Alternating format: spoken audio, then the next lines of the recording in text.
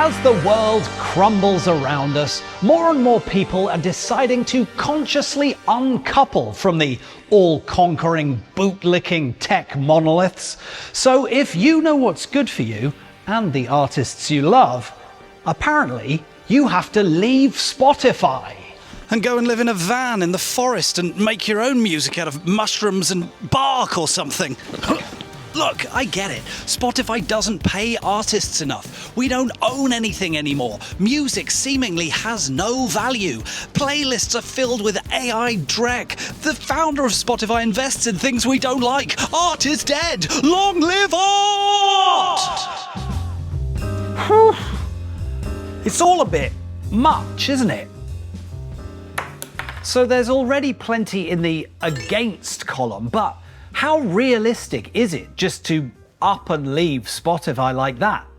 I requested all my data from Spotify, a thing you can do, to find out when I'd actually joined, and can you say early adopter? 2009, mate! That algorithm knows things. Sure, I might be old and mainly listen to albums rather than playlists, but according to Spotify Wrapped, I mostly listen to new music. I always enjoy Release Radar and Discover Weekly when they're not jammed full of AI-generated schlock and promoted content. So can I really give all that up? I mean, of course, there was a time, BS, before Spotify. Up to 2009, I was just ripping CDs and putting them in iTunes like everyone else. I've always been a huge music fan, plus I worked at a record label for 3 years, which is kind of a cheat code to getting a jillion CDs for free. Recommended. All of mine are in a storage unit in London now in those wallets in case anyone wants a signed copy of an NSYNC album. And then everything started going digital, and like a good old nerd like anyone, I topped things up with MP3s from who knows what CD oinker. I still have all that stuff on my hard drives. It's in Apple Music, so I know that if I do go cold turkey on Spotify tomorrow, I can listen to Alien Ant Farm in 128K AAC forevermore. I mean, it's something, but it's not ideal, is it? All right, fine then, I'll go cold turkey for you, humble subscribers. What's that, you're not subscribed? Now might be a great time to hit that button. Cheers.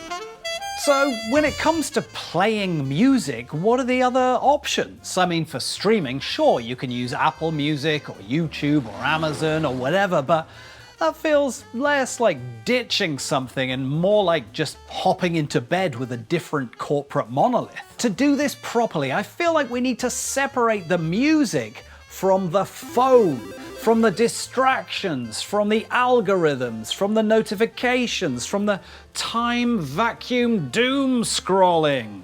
Don't worry, YouTube doesn't technically count. Now, all the cool kids on Twink Twank insist that to do this, you just have to get a classic iPod, which is fair enough. They're an excellent bit of kit. I used to have one, but have you seen how well they hold their value?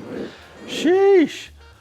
Should have invested in iPods rather than Bitcoin. With that in mind, I decided to see what other options are available for playing my music, other than a Discman and a wheelbarrow full of CDs. It didn't take long for me to fall down the rabbit hole of modern DAPs, or digital audio players, and I found one also highly recommended all over the internet and TikTok apparently. I've been in India for 2 years, it's banned there, I don't know what's cool anymore. Anyway, I ended up getting the Innioasis Y1 from AliExpress for just 50 bucks.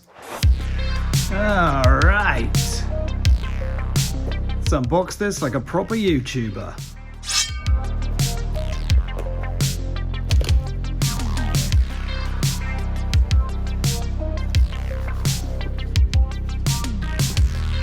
So this is the guy.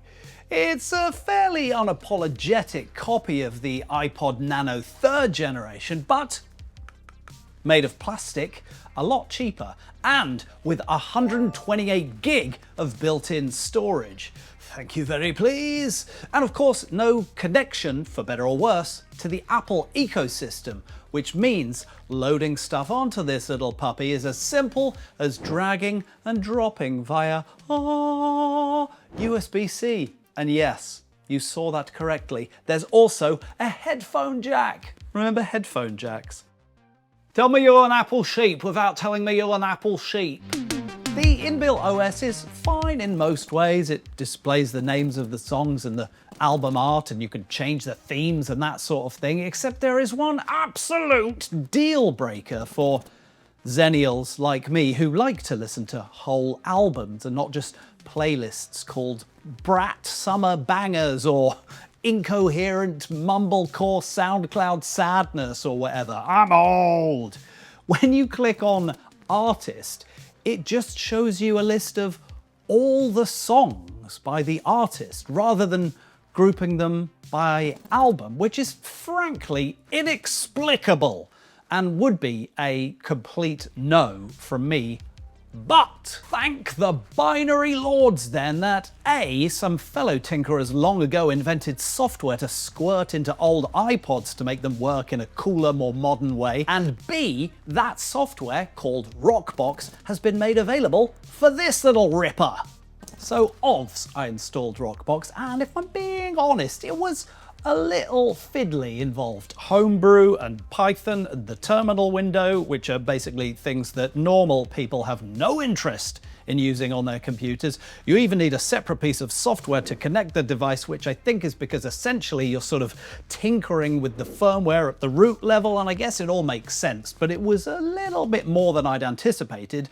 Nonetheless, it worked, and this Rockbox mod is actually blessed by the makers, Innioasis, as if to say, yeah, you're probably actually better off using that one. Sorry about that.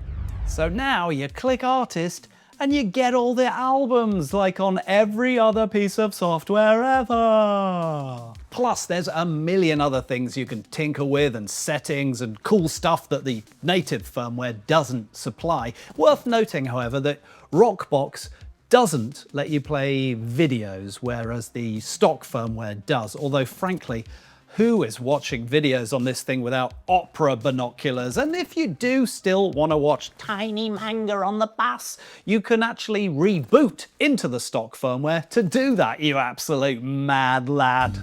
All right, so we got our nerdy little device up and running. We've hypothetically cancelled Spotify, and all we've got left is a glimmer in our eye and a dream in our loins. But what now? Well, my iTunes library from birth to 2019 could simply be plopped on here, but what about the last 17 years of music? Well, that's kind of hard to nail down and quantify. When Spotify was in its infancy, you could only save 10,000 songs, where saving was what adding to your library is now. Pointless and confusing, yes, but what it does mean is that there is one OG playlist in my account of all of those first saved songs. To be exact, 9,242 of them. Of course, there's loads of music that's been added to library since then, but that isn't collected in one handy countable playlist, rather as individual albums. Great for listening to if you're an old in Spotify, but not for what we need to do next, which is get all of that music and put it onto my shiny new DAP. But where do we get the music from? Well, this is where I have to take a little bit of artistic license. Sure, pun intended. In an ideal world, we would simply source all of the digital downloads from somewhere like Bandcamp and support the artists by buying it directly from them. So let's follow that thread to its inevitable conclusion. So 9,242 songs with an average of, say, 15 songs an album. I'm being generous, but there's a lot of overlong hip-hop albums in my collection. That equals 616 albums. The average price of a Bandcamp album is $9. That's the default. I'm happy to make it $8 for simplicity's sake. So that's $4,928 to buy all of those albums. And that's not even all the music in my Spotify, but you know, there's probably loads of stuff that I saved on a whim or to remember to listen to later, so let's call it even. So yeah, don't really have the budget for that right now. Please click subscribe. So instead, for research purposes, I plugged that playlist into an app that sources all of that music for you in lossless FLAC format from the internet and tech nerdery. It took a day or two. Research. Oh, some absolutely top-tier nerdery from old Symes there. However, FLAC files, it turns out, are pretty big. Too big to fit all of them on here. It came to like 220 gig. This thing's only 128, so something had to be done. Immediately, I converted all of them to MP3s in 320 kbps using the Media Human Audio Converter, which is A, free, and B, surprisingly fast for that much music on my M1 MacBook Pro. That brought the whole lot down to about 80 gig.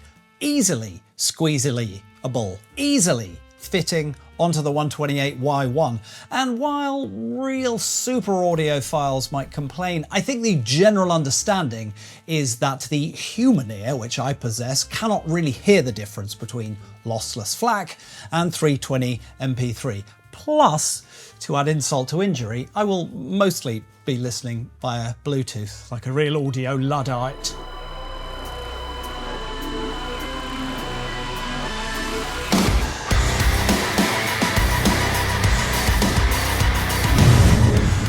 So this thing was locked and loaded with all the music a human man could need, and I really tried to daily drive it, but I was hamstrung almost immediately by the fact that it doesn't work with my new beloved AirPods Pro 3. Nonetheless, I dug out my AirPods Pro 1 and also my Sony WM-X3s for that wired audiophile goodness.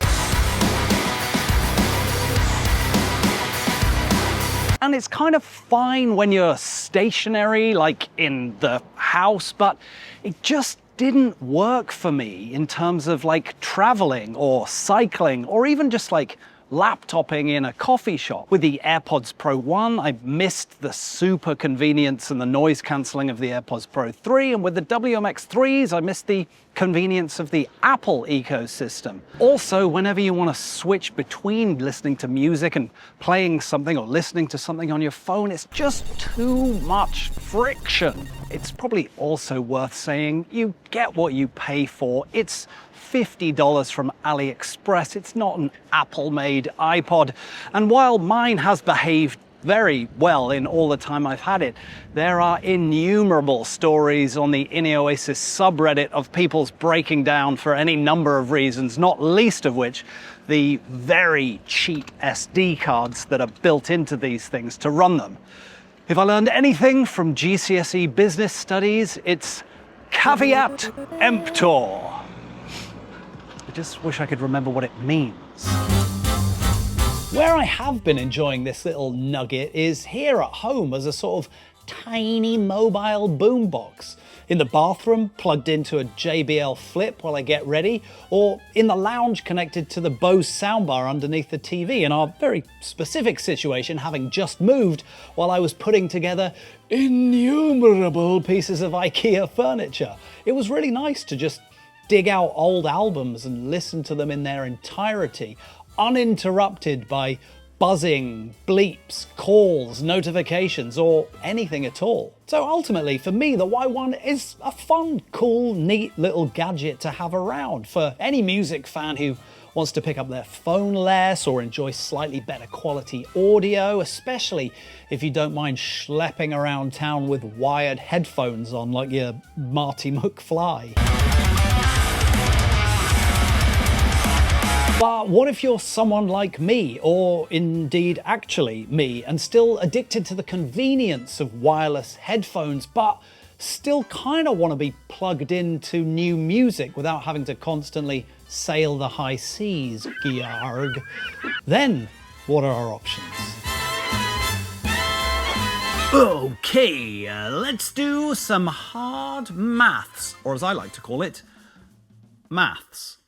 If I bought all of that music on Bandcamp in good faith, it would cost me $4,928. Let's just say $5,000 so that I don't get a nosebleed during this bit. $5,000 would get me 384 months of Spotify if we assume the current $13 a month never changes. 32 years of Spotify, which, realness alert, is how long I might actually live the rest of my life.